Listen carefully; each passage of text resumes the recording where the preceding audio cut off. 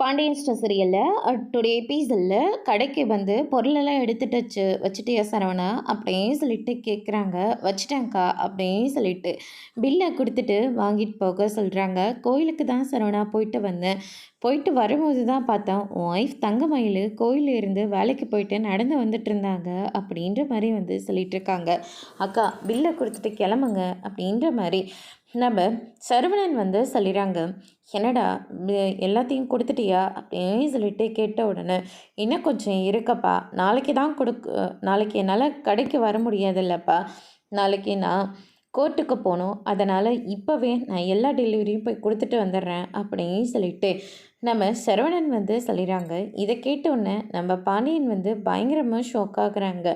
இன்னும் முடிவில் எந்த ஒரு மாற்றமும் இல்லையா அப்படின்னு சொல்லிட்டு கேட்கவும், நான் என்னப்பா மாற்றி யோசிக்கணும்னு நீங்கள் சொல்கிறீங்க, இப்போ மட்டும் இல்லைப்பா, இன்னும் 2 வருஷம் என்ன 4-5 வருஷம் ஆனால் கூட என் கோர்ட்டு திருப்ப வரலனா என் முடிவில் இருந்து எந்த மாற்றமும் இல்லை.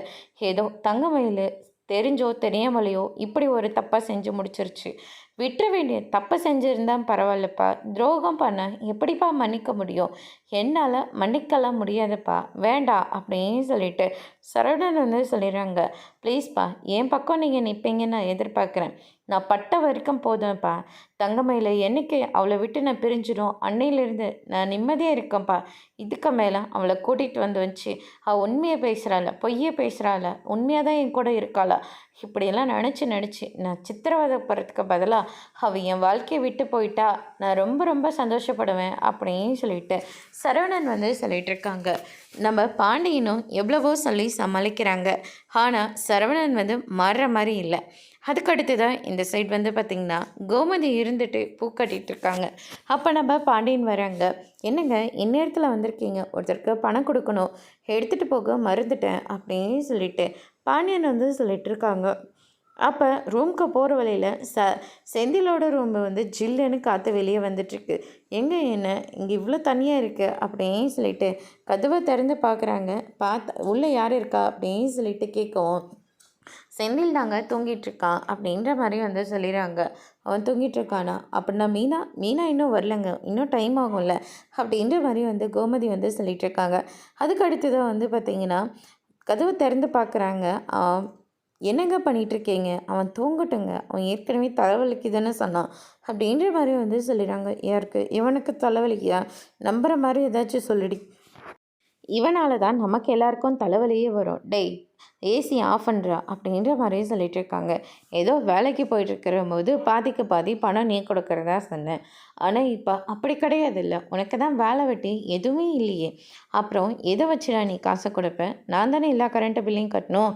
அதனால் இனிமேல் கரண்ட் பில் ஈஸி போகிற வேலையெல்லாம் வச்சுக்காது, உனக்கெல்லாம் ஃபேனே ஓவரு அப்படின்ற மாதிரி நம்ம பாண்டியன் வந்து திட்டிட்டு அங்கேருந்து போகிறாங்க. இதை கேட்ட சரவணனுக்கு ரொம்பவே கோவம் வருது.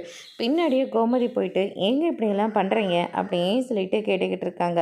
நான் என்னடி தப்பு பண்ணேன்? நான் கரெக்டாக தானே இருக்கேன். நானும் மீனாவும் கடையில் வச்சு என்னங்க சொன்னோம்? நீ என்ன சொன்ன? வெளியில் யார் முன்னாடியும் திட்டக்கூடாதுன்னு சொன்னேன். ஆனால் இப்போ அப்படியே அவன் மட்டும்தானே இருக்கான் அப்படின்ற மாதிரி வந்து பாண்டியன் வந்து சொல்லிடுறாங்க. அதுக்கு அடுத்ததாக நம்ம அரசி வராங்க. வாப்பா அரசிக்கு டீ காஃபி ஏதாவது போட்டு கொடு, அதே மாதிரி ஸ்நாக்ஸ் எல்லாம் எடுத்துக்கொடு, சாப்பிட்டோம் புள்ள அப்படின்ற மாதிரி வந்து சொல்கிறாங்க. அப்பா ஒரு நிமிஷம்ப்பா, இன்றைக்கி அவங்க என்னை பார்க்குறதுக்காக வந்திருந்தாங்க. யாருப்பா? கார்த்திக்ப்பா அப்படின்ற மாதிரி வந்து சொல்லிடுறாங்க. அண்ணனுங்க பேசியிருப்பாங்க போல இருக்குது, உண்மை தெரியாமல் நாங்களும் யாரோ சொன்னதை கேட்டு உங்ககிட்ட அப்படி வந்து பேசிட்டோம், அதுக்காக மன்னிப்பு கேட்டு போனார். நம்ம சொன்னதையும் அவங்க புரிஞ்சுக்கிட்டாங்க, வீட்டில் பேசிட்டு சொல்கிறதா சொன்னாங்க அப்படின்ற மாதிரி வந்து சொல்லிடுறாங்க. சரிப்பா, நல்ல விஷயம். அதுக்கு மேலே அவங்க முயற்சி பண்ணி நான் மறுபடியும் நல்லது பேச வந்தால் நல்லது தான். ஆனால் இதை விட இது செட் ஆகலைன்னா இதை விட நல்ல வாழ்க்கை உனக்கு தேடி வருதுன்னு அர்த்தம்ப்பா அப்படின்னு சொல்லிட்டு பாண்டியன் வந்து சொல்லிவிட்டு அங்கேருந்து போயிடுறாங்க. அதுக்கடுத்து தான் பாண்டியன் போனதுக்கப்புறமா ஃபுல் ஏசியை வச்சு பயங்கரமாக தூங்கிட்டுருக்காரு. அதுக்கடுத்து தான் இந்த சைடு வந்து பார்த்திங்கன்னா நம்ம தங்கமயில் வந்து வீட்டுக்கு போகிறாங்க. அங்கே வந்து பாக்கியமோ அவங்களுடைய ஹஸ்பண்ட் மாணிக்கமோ நின்றுட்டுருக்காங்க. தங்கமயிலை பார்த்த உடனே இப்போ தான் வரையாடி நான் லாயர் ஃபோன் பண்ணாரா? எனக்கு போன வாரமே அவர் பேசிட்டார். நாளையோட லாஸ்ட் தங்கமயில் உன்னை வாழ்க்கை நினச்சா எங்களுக்கெல்லாம் ரொம்ப கஷ்டமாக இருக்குன்னு சொல்லிட்டு கண்ணீர் விட்டு வந்துட்டுருக்காங்க. நம்ம கஷ்டப்பட்டு என்னம்மா பிரயோஜனம்? அதெல்லாம் நம்ம செய்கிறதுக்கு முன்னாடி யோசிச்சிருக்கணும். நம்ம தான் செஞ்சு முடிச்சிட்டோம்லே. இப்போ கவலைப்பட்டு யாருக்கும் எந்த ஒரு பிரயோஜனமும் கிடையாது அப்படின்ற மாதிரி வந்து சொல்லிடுறாங்க. இந்த காலத்தில் குழந்தைய தனியாக வளர்க்குறதுன்றது ரொம்ப கஷ்டம். கொஞ்சம் யோசிக்கலாம்ல. நான் யோசிச்சு என்னம்மா பிரயோஜனம்? அவர் யோசிக்கலாம்ல. அவரெல்லாம் தீர்மானமாக இருக்காருமா. அவர்கிட்ட போய் யோசினா என்னம்மா அர்த்தம்? அப்படின்ற மாதிரி வந்து சொல்லிடுறாங்க. அப்போ நான் இதுக்கெல்லாம் ஒரு முடிவே இல்லையாடி? கண்டிப்பாக முடிவே இல்லைம்மா, விட்டுருங்க. இந்த சரி டிவோர்ஸ் ஆனதுக்கப்புறம் ஜீவனாம்சம்னு ஒன்று தருவாங்கள்ல, அதை நீ எவ்வளோ நாளைக்கு கேட்டு வாங்கிக்கோடி.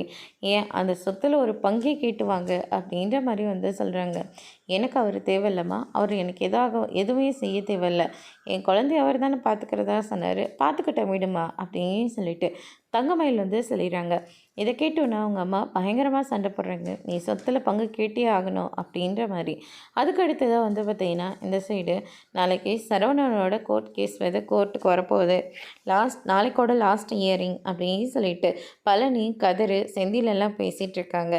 எங்கே சரவணன் டல்லாக இருப்பாரோ அப்படின்னு சொல்லிட்டு வெளியே எங்கேயாச்சும் போகலாமா, போய் வெளியில் சாப்பிட்டு வரலாமா, சரி வேணான்னு சொன்னதுமே சினிமாவுக்கு போகலாமா, இந்நேரத்துக்கு எதுக்கு சினிமா, சரி சும்மா வாக்கிங்காவது போகலாம், இல்லாட்டி மொட்டை மாடிக்காச்சும் போகலாண்டா, எங்கேயுமே வேண்டாமாம்மா, நான் டல்லாக இருக்கிறேன் தானே நீங்கள் எல்லோரும் ஆளுக்கு ஒன்று பிளான் பண்ணிகிட்ருக்கீங்க, அப்படி எதுவுமே இல்லை, நான் நல்லா தான் இருக்கேன், என்ன நினச்சி யாரும் எந்த கவலையும் பட தேவையில்லை அப்படின்னு சொல்லிட்டு சரவணன் வந்து சொல்லிடுறாங்க. அதுக்கு அடுத்ததாக வந்து பார்த்திங்கன்னா இந்த சைடு நம்ம குமரவேல் வந்து ரொம்பவே கோவத்தில் இருக்காங்க. அப்போ வந்து பார்த்திங்கன்னா சுடர் இருந்துட்டு வாங்க சாப்பிட்றதுக்காக அத்தை கூப்பிட்டாங்க அப்படின்ற மாதிரி வந்து சொல்லிடுறாங்க. எனக்கு ஒன்றும் தேவையில்லை, என்ன சாப்பாடு தேவையில்லையா, ஏன் தேவையில்ல அப்படின்னு சொல்லிட்டு கேட்டுட்ருக்காங்க.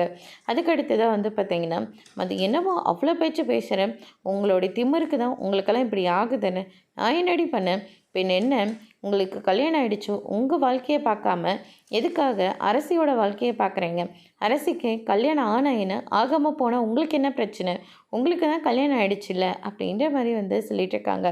அரசி உங்களை பற்றி ஏதாவது கண்டுக்கிறாளா, ஆனால் நீங்கள் மட்டும் ஏன் இப்படி இருக்கீங்க, அவன் என்னை கண்டுக்காமல் போகிற அதை பற்றிலாம் எனக்கு எந்த கவலையும் இல்லை, ஆனால் நீ இப்போ இருக்கிற இடத்துல அவள் தான் என் மனசுக்குள்ளே இருந்தா, உன்னால் என்னால் ஏற்றுக்க முடியாது, உங்கள் அம்மா சொத்துக்காக ஆசைப்பட்டு உன்னை என் தலையில் கட்டி வச்சுட்டாங்க, நானும் வேறு வழி இல்லாமல் உன்னை கல்யாணம் பண்ணிக்கிட்டேன், இப்போ தெரியுதா வழி இல்லாமல் என்னை கல்யாணம் பண்ணிக்கிட்டீங்க, நான் மட்டும் உங்களை கல்யாணம் பண்ணாமல் இருந்திருந்தா யாருமே உங்களை கல்யாணம் பண்ணியிருக்க மாட்டாங்க, இன்னும் ஊருக்காரங்க முன்னாடி நீங்கள் தலைகுனிஞ்சால் தான் நின்றுட்டுருப்பீங்க, நான் தான் உங்களுக்கு வாழ்க்கை கொடுத்துருக்கேன், பார்த்து பேசுங்கன்னு சொல்லிட்டு சுடர் வந்து அங்கேருந்து போயிடுறாங்க. அதோட இன்னைக்கான எபிசோட் முடிச்சிருக்காங்க. இனி பாண்டியன் ஸ்டோர் சீரியலில் அடுத்தடுத்து என்னெல்லாம் நடக்க போகுதுன்றதை வெயிட் பண்ணி பார்க்கலாம். தேங்க்யூ.